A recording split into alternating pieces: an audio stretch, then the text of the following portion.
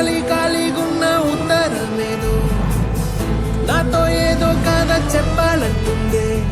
ఏ గూఢచారం గాఢంగా నన్నే వెంటాడెను ఎందుకు ఏమో. కాలం మంచు కత్తి గుండెల్లోకొచ్చే గాయం లేదు గాని దాడంతో నచ్చే. మాయే ఎవరి నాడా ఎదురే తెలియకనే తహతహ పెరిగే. నిజమా